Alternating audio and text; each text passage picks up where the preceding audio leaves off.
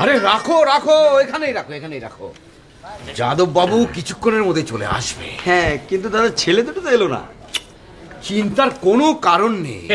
বাপের প্রতি ওদের এক ধরনের ক্ষোভ আছে কিনা? তা ঠিক।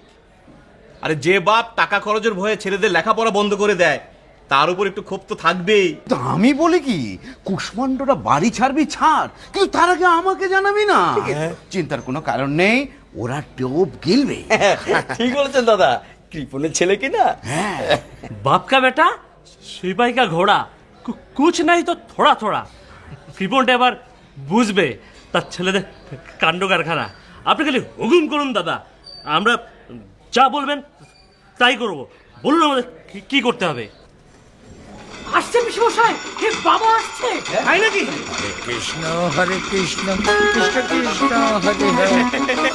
আমি এসে গেছি, এখন হুকুম করুন আমাকে কি করতে হবে।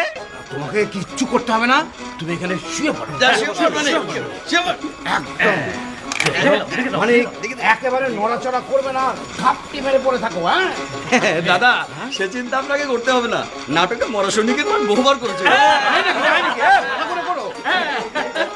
জ্যোতিষ শাস্ত্র বিশারদ বলে কিনা কোষ্ঠী অনুযায়ী আমি সাপের কাপড়ে মরে যাব। মরলাম না।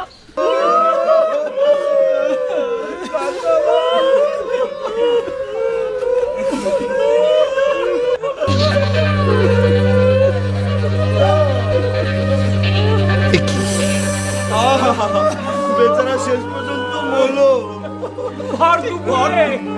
সাপের কামড়ে।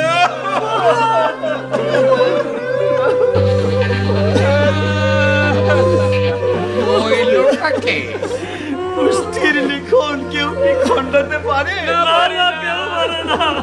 তবু লোকে জ্যোতিষ শাস্ত্র বিশ্বাস করে না। আরে বাপু রে, ওই লোকটাকে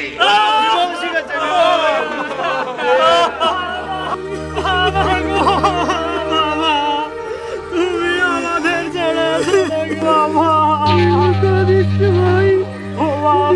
লিখন কেউ কি খণ্ডাতে পারে? দাদা দাদা গো, এদিকে তোরা তো আমার ছেলে, বাপ ডাকছিস কাকে?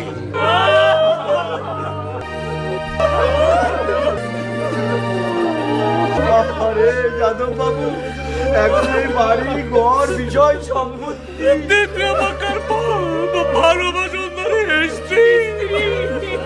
আরে ওই লোকটাকে নামটা বল। যাদব চক্রবর্তী। তা আপনি কে মশাই? আমি কে মশাই? হ্যাঁ, আমি যাদব চক্রবর্তী, এই বাড়ির কর্তা।